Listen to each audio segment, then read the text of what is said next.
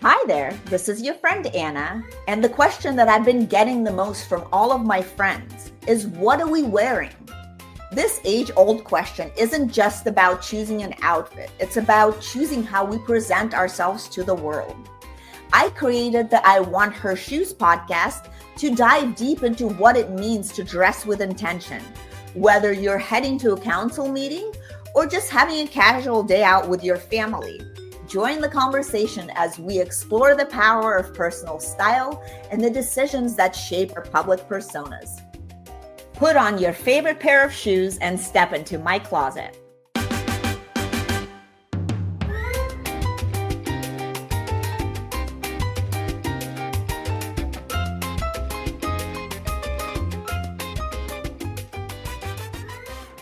All right, welcome back to the I Want Her Shoes podcast, where real women share real stories about growth, glow-ups, and redefining power in our own shoes.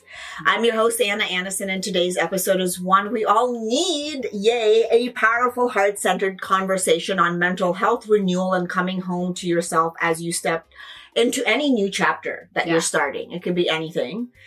And you may remember today's guest from episode 32, Styled, Seen, and Supported, where we explored the magic of feeling seen, both inside and out. She's back with us to go deeper today. Please welcome Samantha or Sammi. Yes, Yay. Hi guys, what's up? Clinical psychologist turned holistic mental health practitioner, entrepreneur, and what I like to call a modern day emotional guide. I love that. Thank which you. Is beautiful. I think that's amazing. It's so right more on the money for what I do. I'm like stepping away from the whole psychological blah, blah, and it's more like mindset strategist, coaching, because I don't leave my girls or my guys like where it's 7 days till we talk to the next thing. Like they're texting me, we have a community and stuff like that. So I guess, yes, I'm a coach that also just happens to be a therapist.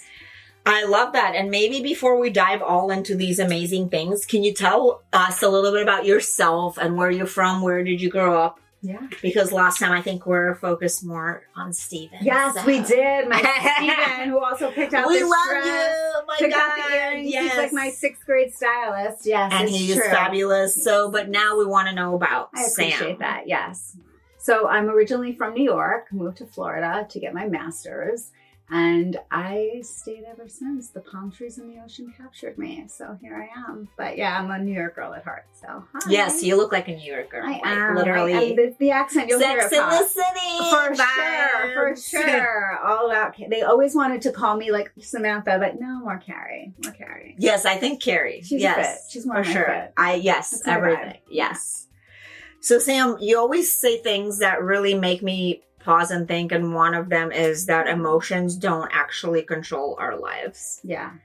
Can you share what you mean by that? I can. And I want to say something. If my clients are watching, you guys are going to love this because I never take notes when I'm in session. And I remember everything they say because I'm so super present. So now I actually took notes for you because I really want this to land home. And I want you to be able to play this back, pause where you want to, use it as prompts for yourself. And I figured if I slow it down and I just kind of break it down in a certain way, you can actually apply this and maybe, I pray, take it to your therapist, okay? Because sometimes I'm often apologizing on behalf of the field. And don't be afraid to fire your therapist. I say that a lot. What we do is an act of service. We're service providers. And like that's probably my most favorite part of my job. So yeah, okay. If something lands and you're like, why haven't they asked me that? It might be time to switch up or. And that's a good question that kind of came up just now. Yeah. How long should you have how long should you realistically be with a therapist? I love that question because so if you were coming to me to talk about, let's say, one specific thing, like you come to me and we have an issue on hand, there's a grief, there's a breakup, okay, that kind of thing, you probably should slay that within a couple of months. But now if that happens and there's a breakup and now somebody dies in your family and now you have a child and maybe the child has disabilities, now we're bringing in all different things. So now maybe you're staying a little bit longer. You know so depending on the use case, that's what it sounds like. For sure. Yeah. But I definitely think if you're seeing a therapist for 10 years and certain things that you're going to hear me and you are going to see me look down that I read, if you're like, it's over. Like sometimes people get too comfortable with their therapist. Correct. Yeah. For sure. No, and I agree with you on that. Okay, cool. And you also talk about identity in a really interesting way. Yes, ma'am. Do you think identity is something we're born with or something we build over time? Because I feel like that's kind of a little bit controversial even. Sometimes. It is. And I think an identity isn't something we're born with. I think it's something you don't like learn it, you earn it. So it's constantly evolving and stuff like that. So it's also about like what we call personality, right? It's actually emotional patterns that you learned earlier in life, and people forget that part. So identity keeps evolving as we become aware of the patterns. And sometimes I pray that the therapists are teaching them that they're pulling out what their patterns actually are. And then you can kind of make different choices and figure that out. Like, why am I actually doing that? No, I think that's very interesting. And so it's like identity isn't necessarily fixed. It's built. And I think that that's important to remember. Right. A lot, yeah. And I feel like we've seen, I mean, I can't think of a use case, but I know even some friends have pivoted, right? Like, and you could pivot and change your whole trajectory of your life, right? 100%. And that means your identity is not fixed. Right. And it's built. Right. So identity isn't for sure. I'm a mother, I'm a girl, I am And this. it changes over time. Like I'm a mother now, but then the kids have moved out of the house. So I'm still a mom, but there's something that's more important as an identity. Yes, and I love that you bring that up, because then a lot of people go into like an identity crisis. Yes, you know exactly, what I mean? Like, what do I do that the kids are out of the house? And it's like, that's where the building begins. Yep, because again, I think essentially, I feel like I'm not going to feel like that because I already don't just identify with my kids. Yeah, you don't. Like you have a whole kids. I mean, I love my kids and they're number one. And like if I was going to put them in an order, they would be number one, but they're not they're not like everything, you know 100%. What I mean? I also have a lot of other things. So it's kind of like, it just true. Depends. It's true. And that's the whole point of it, is she's building. And that's why I feel like like I feel better. I feel better about being a mom and doing other things, because it's not just one identity. Exactly. It's several things. And I feel like it's better for me, at least, to have different identities. Yeah. And you're building yourself all the time. And I love that about you. So you don't like get stuck. And we talk about that later, but you don't get stuck in that I'm a mom, this is what I have to do. It's like, and I think people go crazy because of that, though. Because sometimes they're like, dude, I'm not good enough. Because if I was really looking at being a mom, I would be like, I'm a horrible mom. I don't spend enough time with like all of these things. But I'm not just a mom. Then I'm like, no, you're not just a mom. You have businesses. You have a construction project. You have a house you man. Like, absolutely. There's literally, you have a team you're running. Like, there's other things, right? So if I look at it that way, then I'm not a bad mom, right? Like, I'm just I'm trying to do the best I can. And she's building herself, which actually can make her a better mom. And we're going to get into talking about the children, but it's like they actually are watching you and seeing what you're doing. And they realize their identity isn't just about being the child, it's self-discovery within themselves. And therefore the cycle begins. Patterns. It's all about the patterns. The patterns. Setting good patterns. Yeah. Well, thank you. I hope so. That's what we all want to do as parents. And now let's talk about like patterns in general. So if someone starts realizing they're repeating their patterns. Yeah. How do they begin changing them? Like, what do we do actually to reset ourselves to This is hilarious. Hey, I don't even know where we are on the script. Thank you. Because I just want to see where we're at. Because the truth is like, I have so many things about these patterns, and are they really your belief systems, are your thoughts and stuff like that. So here are my notes for you. This is literally out of my notebook that I study myself when I'm doing my own work. So I really want to share it with you. So people often are repeating their parents. Their parents too. Oh my God, the parents and the parents come with a pattern. 100%. So. And that's exactly it. And they've never really stopped to like notice these patterns are repeating. So once someone becomes aware of the pattern, and that's usually where the therapist or the coach or whatever you're working with will actually point that out to you, you kind of gain the ability to just pause and choose a different response, which is new for people. And you can't change the pattern until you actually see it, you know? Yeah. Yeah. No, and I think that's a very good point because a lot of Thank people, if you don't see it, you can't change it. Yeah, if you don't Right. if you don't know, you don't know. And the ego tends to know like pleasure, pain, pleasure, pain. It doesn't have a brain. People give the ego such a hard rap for like my ego, she's the, and I'm like, yo, the brain, like the ego doesn't have a brain. You're giving it way too much power. Like it's your heart. Your heart has the brain, your mind has the brain, and there's where the patterns kind of go into place. Right. And even if Yeah. you know the patterns, and sometimes you can't control them, they come out like, this is like you say something and you're like, dude, that was my mom. Yes, exactly. Like, what do I like? I mean, 100%. and there's nothing, you literally just can't control it. You just have to apologize and move forward. But And- like, or embrace it. and the fact that that was your mom, like, Yeah, and when like you where do that that, came from, you're like, oh my God, 100%. because I heard it myself, right? Like when I Exactly. was little Yeah. or when I was a young adult, I heard Yeah. this from my mom, and that's why I'm like passing it on It's so to you. true. And I love that you bring that up and are being vulnerable about that. Most people are not. But I love that because sometimes what I do with clients is I take them back to a certain age. I let them give me the age and I'll have them tell me something that happened. And then I'll say, and then they have a belief that comes from that. And I'm like, okay, but who told you that? Where did you get that from? And then you just pause and you're like, wait a minute, that wasn't mine. That was my mom's belief of me. And then we start going through what we're going to do next. Yeah, no, Yeah. and I think that's and that goes into my next question for you. Yay. You say something very powerful, and again, we're talking about emotion can either destroy or transform, and this again goes back to your parents again and patterns. They're there. What does that mean? Like, how do we transform our emotional energy? Like, do you have any tips? Maybe Well, like, I love that you said that. I love that you said emotions are energy because they're not just feelings. Okay, they actually are energy brackets, and you have to learn how to work with that and transmute it. Mhm. So that's really important. The same energy that can turn fear into anger or shame, and it's interesting how that usually plays out.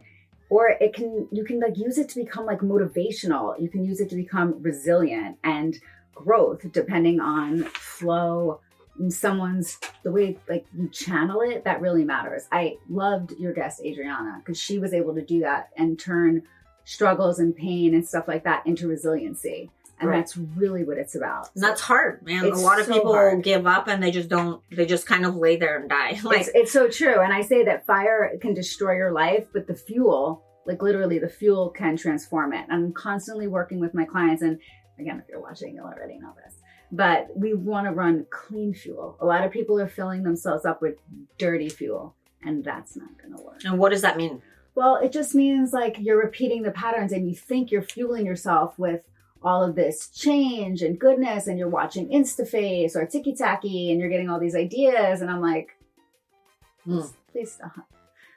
Yeah, because I feel like it's definitely different now because of It's all this so- content that's out there. Yes. People are kind of like taking in different directions, 100%. They're coaching themselves. yeah, They're exactly. coaching themselves. And with AI too, you can like talk to ChatGPT and be like, "What should I do?" Exactly. And actually, But it's not we're the gonna right. I talk mean, about yeah, that. and It's a tool, right? It's cool to use AI to ask the questions, but when you're doing it with a therapist and you're doing it with a coach or something, I listen to what you say, but it's 90% are like nonverbal cues. So I'm watching your nervous system. I'm watching your body movements. I'm watching how you regulate yourself. I'm watching your voice. I'm watching where the inflections are.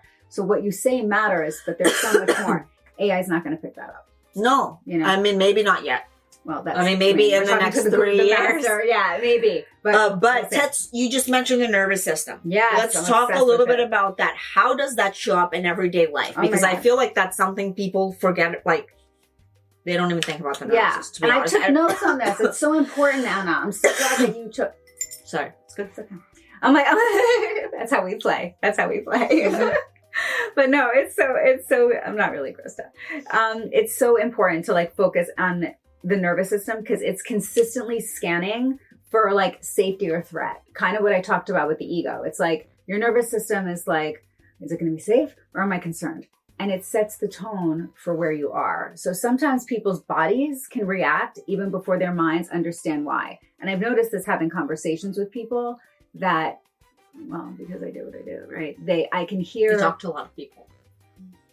And in my mind too. Yes. But like, yeah, no, it's true. And so I can hear, even in my personal life, I'll be conscious of it and aware where I can hear someone's voice starts doing a thing, like shaking a little bit, and I can tell, or I can see like their hands start to wobble a little, and I'm noticing like, okay, their nervous system is out of whack. So whatever falls out of their face is coming probably from their ego, probably from a pattern that stems back before. So I choose to regulate myself and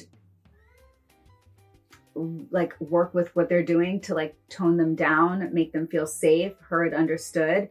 Doesn't mean I'm not going to prove my point, but when you know how to do that, it can really be a helpful tool. And when people start noticing their reactions, which is where like the coach comes in and kind of asks you like, why are you doing that? And asks you the good questions, you can gain more control over the way you respond. And that's probably what you're trying to articulate, but your nervous system takes over and you lose sight of that. So I think that's really important. So when it reacts before your mind understands what's happening, you're not really like landing your point with the person. You're just kind of trigger warning, which actually my clients know you're not even allowed to use the word trigger. I have a whole reel about this because Anna knows as my friend. I'm like, you're not a gun. You don't have a trigger. You have an emotion or a feeling. Let's label it. Stop bypassing, because that is the thing, right? How much do we talk about that? It's just this trendy wording. It's so true. I'm like, get it off the gram, get it off. I never use it. Right. And I love, I mean, if you're in a group and you're a keynote, it's a good word to use because you're embodying like everybody's emotion. You can't name every emotion on the chart. But if you're talking to someone and you're saying something like, I'm not coming at you yet. You're not in my room yet. But if you say like, she triggered me, I'm like, what? I love when I make her that. Yeah, exactly. I was like, what do you mean she triggered you? Like, what did she make you feel? Embarrassed? Sad? Mad? Like, we ask our kids to name the feeling. Like, what are you feeling right now? Probably right? all of them. I mean, I feel like that's emotional. Right? It is. And it has to do with shame too, maybe. 100%. Because that kind of was my next question. Yep. Let's go. Many people carry shame. Yep. That does not belong to them. No, ma'am. No, ma'am. And maybe that kind of causes that whatever they say triggers them, right? Or whatever they use as that word. See how I looked at her? I'm like, don't you dare. I'm just saying, like, again, most people would use that word. And what does it mean? What does that mean exactly? Yeah. And to just point on her, like to jump off her point, like when they're triggered, they're upset by something, right? So what is it that's upsetting you? So sometimes like the shame, it's just a story, again, that you inherited. It's not the truth about who you are. And a lot of people absorb beliefs about themselves through the experience and environments that they have growing up. Your sister could have made you feel small. Your brother could have made you not feel seen. Your parents could have said, stop acting like that, when really that was your shining moment where you were like finally the biggest version of yourself. And now it like stunted your growth your entire life and you don't even realize that even just happened. So shame is, again, it's learned. It's like, then you have to earn it. You know, Are there people that like literally don't have any shame? Probably not, because that's probably not possible. Yeah, I mean, I haven't met one yet where you're not ashamed of something, right? Where you don't wish like you could do something better, you know? And then I always say like, well, who's making you feel shameful and where did that come from? And why does it bother you? Why are you triggered by that? Drop page. And you talk about also living from lack versus abundance. And I think we hear this a lot. Oh my God, too. This drives me insane. Yes. So a lot of people operate from the mindset without even realizing. And how does that shift your life? Oh my God, completely. So it's like a lot of people do this, again, the work of like, I'm abundant. This is what I'm thinking. And when I start talking to them, I'm like, actually, it's coming from lack. Once I see bypassing, once I see resistance, once I see somebody trying to avoid, all of these things are in these attachment styles that are super trendy. Everybody thinks there's just 4. There's not. A lot of people think, I know. I mean, God bless Mary and the boys for coming up with the stuff. But like that was written in like 1969. We're here today. So a lot of things have developed. So again, that's just work that we do. And abundance begins when fear stops defining your worth. Okay. When someone shifts towards abundance, they begin to see their possibilities ahead and just much differently. Does that make sense? Yeah, it makes sense, but I think it's much easier said than done. Oh, that's 100% true. Which is I why think it takes sometimes years to do that. You know what I mean? And a lot of work. Yes, and that's the point. Because your mind keeps on going to that, like, it's a negative, like, mentality. 100%. And some people never reach the abundance because they just can't get there, right? Like, well, but they have not identified their fucking patterns. And nobody's calling them out on it. So it keeps going and going. And they think they're being abundant with all the things. And it's like, no, you're actually stuck in lack. And I'm ready. I could talk for hours about that. And it's just such a good point because stuck in lack. That's interesting. Yeah. So let's talk a little bit about that. So when you get stuck in lack, you are coming more from your prescribed, I like to call them identities, your prescribed beliefs. You actually think that you're growing or advancing yourself or you're doing all this stuff when really you're just kind of staying in your comfort zone and making these little changes for you that you think are actually showing up in your life, but you're consistently holding on to your beliefs and thoughts. And that's where like a coach can kind of like pull out little things and watching you and not asking questions like, how's that really working for you? Or how does that make you feel? Oh my God. Like, oh my God. Those are not, if I say that that's not a good coach. No, probably if they're asking you those kind of questions. No, exactly. And they don't, it's not like testing you, but they don't push you to go further. That's the abundant. Like I have everything. Even if you don't think you have everything, it's like, well, let's talk about what you do have. Are you on the other side of the grass? Like, do you have the next breath to take? Do you have enough to just get by? And even when people complain about their bills, I'm like, we have bills. That means you actually have something that you're having to pay for. You're in abundance. Yeah. So the mindset of, oh my God, I have to pay my bills. Yes, it's stressful. I'll give you that. But it's also the fact that I have the money to buy that. Abundant. We forget about that. Right? Part. It's like, thank you for letting me have that. So right. I think that's pretty cool. No, I think it is really cool. And I think abundance also probably somehow blends with self-respect. So much so. Because again, if you don't have self-respect, then how can you be abundant? Probably, yeah. Right? Why is self-respect so foundational?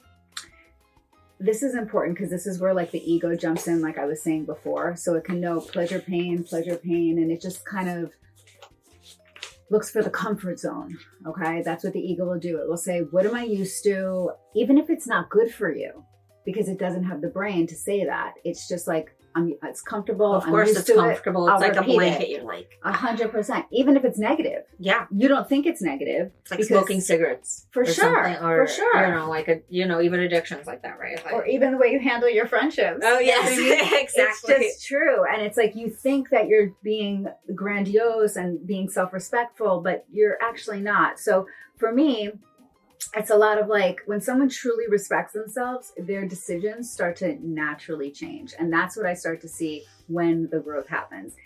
I actually see them making different decisions that just come naturally. And one of the things that I say often to them is like, when we start working together, I'll see them like, they feel like they're standing at the top of a mountain, like Everest. And they're just so afraid to jump off. They're so afraid to jump off. And then I remind them, it's not really a mountain, Anna. They're like standing at a curb, but to even make it clearer, it's like a handicap curb. And you just have to like roll off, you know what I mean? And then when they get there, you guys, when they get there, they do it. And then they just like move on to the next sentence. And I'm like, what? I'm like, do you know what you just did? And I'm like, you did it to me again, Brittany. Like, oops, you did it again. And I call them out and I'm just like, you did it. And that's like so important. So the boundaries shift, which also will shift relationships, and standards will rise. Self-respect, quality, like raises the standard for your entire life. Again, I want to like really drive this home, not from your ego. And then people will probably get triggered by this and be like, it's not from my ego. And I'm like, if you just did that, yes, it is. Good point. And for someone who's stuck in long-standing shame patterns, like, what do we do to kind of start working on getting rid of them? Where do we begin? What would be like the first step that we could make? I know that like, can't go into everything, but like to get rid of like a person. No, like like if you have shame patterns, you know what I mean? Like you keep on doing like, you know, like again, a good example would be, I mean, maybe even people have problems with shopping for shoes. Some people do. Yeah. And they're ashamed about it, you know? No, and there's no shame And it's in a that. pattern. It is. It is. It's like, it's why am I doing this? How does it enhance But my maybe life? it's like filling a void if you're not happy in your marriage. Maybe that's why I have so many shoes. It absolutely could be, right? It's finding that sweet spot. That's really what it's about. It's about finding the sweet spot and asking yourself like the story that you're telling yourself. That's where the healing kind of starts. It's when you begin questioning like, what am I telling myself? And what do I actually believe about myself? Is it that I really love shoes, or was I doing like retail therapy? Am I going into one of the, I don't want to like brand anybody, like any stores, but like, are you going into like a super duper skincare store and like using all the things because it's actually going to regulate your central nervous system? Or are you going in because you just want to take up time and forget about things because you're trying to bypass what you really need to focus on? Going back again to the program that you're living in your life. So if you're trying to like abort someone out of your life and saying, you know, I don't see this as a good fit for me. My question, or like, you're not my friend anymore because I'm looking at growth or something like that. Trick warning. It might be the one that you need to do the growth. And again, I just say this all the time. And that's okay. And that's totally fine. If you're feeling triggered by some of the things that I'm saying, I'm doing it to help you advance. I'm doing it to have you look at yourself. And that's like where the real growth lies, is just saying, why did I do that? Was I resistant? Was I just trying to overlook the entire problem?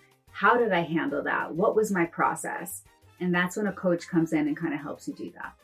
No, that's really cool. And I think we talked a little bit about environments, but yeah. Why do they matter more than we realize? I love that. And I actually took note on this because the people around us, either they can reinforce our old patterns or support us. They could support our new growth. So environment either reinforces your old patterns or it can support your evolution, which is so important. So that is where you can notice people changing. That is where you're like, okay, who's helping me get on the path, but not by avoiding the growth that you need to do yourself. Does that make sense? Yeah. Okay, cool. Yes. Yeah. No, that's a really great answer. I think that's like really important to hone in on. And when you're done watching this, like take a minute and think about some of the things that we're talking about and think about the questions and how you were answering them before you started watching this.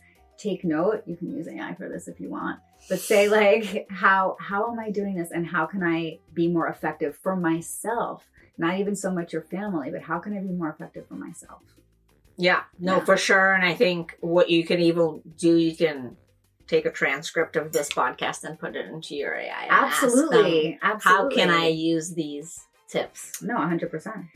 And let's talk a little bit about change, because I feel like it goes back to what we discussed. Why is it so hard for people to change, right? Yeah, like, because they feel like danger or fear. Like fear can be like danger, danger, danger. Oh my God, I have to make a thing. The ego jumps in. It looks for what's comfortable. And here we go again. You see how the patterns, you guys? It's just like pattern after pattern after pattern.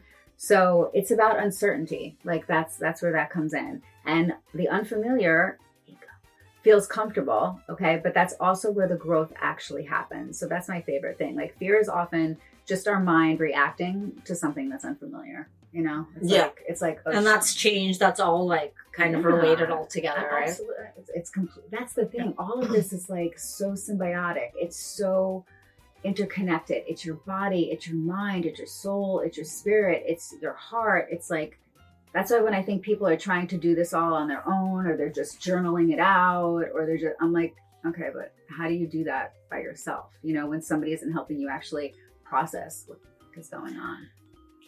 No, that's a great answer. And my next question was for you, and I'm going to throw in some fashion into this one. Let's go. I love it. So if someone feels stuck repeating the same emotional cycle and the same outfits, what should they know? Because I think if you are in the same emotional patterns, you're going to take the same fucking things out of your closet and wear it again and again and again. Please don't let Stephen be watching this right now.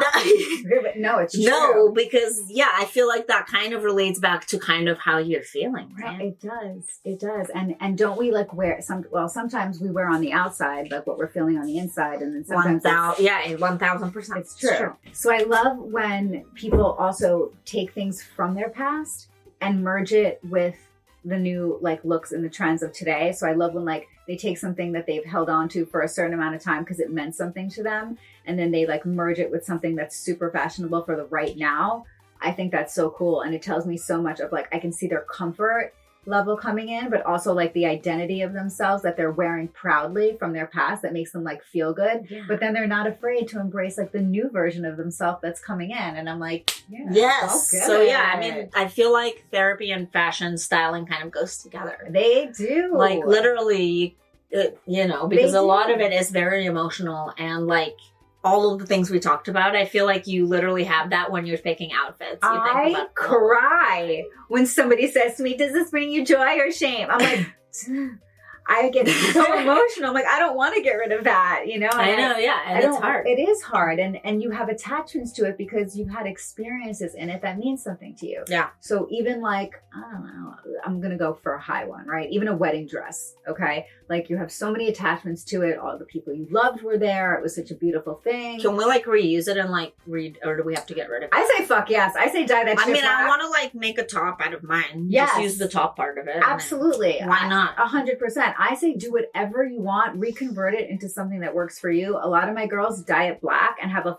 fabulous. You can dye it. Yes, Shit, I will dye that dye that shit. top. You know It's what I really mean? cute. Yeah. Exactly. And now you're like slaying the game, and you're also taking on this like just like the, well, we're both in black. But I know what I'm talking about. for me, like- I love it. I love black because I love color because it pops my personality. Yes, and you wear a lot of it, but black is also kind of like It's a settles power- it down. it Yeah, it's a settles- power move it's a too. power With the red it's a lipstick power too. feel. Okay, but it's not all the time. So what's with the why does she choose the red lipstick? Why sometimes the pink? It's because sometimes my emotions or my feelings are a bit softer. You know, so I want to wear that. Sometimes when I'm working with kids, I don't even look like this. I'm in a Yoda sweatshirt and jeans. Or a unicorn. yeah, always a unicorn, she knows. I love it. But when I'm with the young kids and the girls, like, do they really want to talk to someone that looks like this? It's like, it's creepy. You know what I mean? They freeze up. So I'm in like regular clothes because it again, it's defining your identity. And at that point, I'm letting them know I'm on your level. And sometimes even with the adults, I don't even, when people are at their, this is serious. When people are at their like worst and shit, sometimes they want the therapist that looks like they have all their stuff together because it will mirror back to them a reflection of themselves on where they can actually be. Then sometimes, and this all depends on the person, they can be falling apart so hard where I know that they're going to come in, I'm going to break them, we're going to cry. They want a soft place to fall. So I don't come in glammed up. I come in sometimes no makeup, just a regular whatever I'm wearing. It is a little unicorn-like, I'm not going to lie. So to lift their spirits, there's always an intention behind it, but I just hold the space for them so they can feel comfortable, so they can elicit more and we can get the work done faster. I love that. Yeah, I'm not trying to hold you for 10 years now. I think that's amazing. Thank you, baby. Well, let's get into this or that. Okay. Mood board or vision Oh, board? I love this part. Yay, we're okay. So I looked at this when she said it. Okay, mood board or vision board. Again, whatever. Or both. You could do both. That's the thing. Shit, It man. really depends on what your sensories are. Like if you're a visionary, the vision board will help. But here's the thing. I do. A vision I know board. she does. Yeah. Like you, So- she had a whole vision board event, and it looked amazing. But for me, I'm more mental. So like, for me, like I'm mental, right? So for me, it's like, well, what is my mood, and can my mood get me to my vision? Can the energy that I have get me to the vision? So I can look at a poster of like a place I want to visit or shoes that I want all day. But if I don't believe that I can really have that, and my mood is all like depressed and like it's going to be different. It's going to be difficult to achieve that. So it really depends on like what you can hone into. Then I say, but then make it happen. Like manifesting isn't about just the vision board or putting the crystals out. It's about making the changes and actually doing something to get there. That's manifesting. I think that's cool. Yeah. Yeah. That's why we're cool. Yes. Breath work or journaling. I love this. So breath work is a lot about somatics, right? It's going to change your state of like beingness, consciousness, we'll say in the books, right? But like it'll actually change it. So if I see someone's unregulated, yes, I do have them do breath work. It can change, it can bring up like DMT, it can change the way your body feels. And journaling, You just get things off your chest. Yeah, but like it's not for the masses. Sometimes I'm like, put that It's in a hard. journal and lock it up in your Hello Kitty diary. Like, okay, just stop it. Just stop it right here, right now. But, and also if you're ritualistic and you like that stuff, sometimes I'll say, write a letter to the person that you want to, that you're journaling about, and you're noticing like the pattern is repeating itself, and light that shit on fire. If you're a water person, submerge it in water.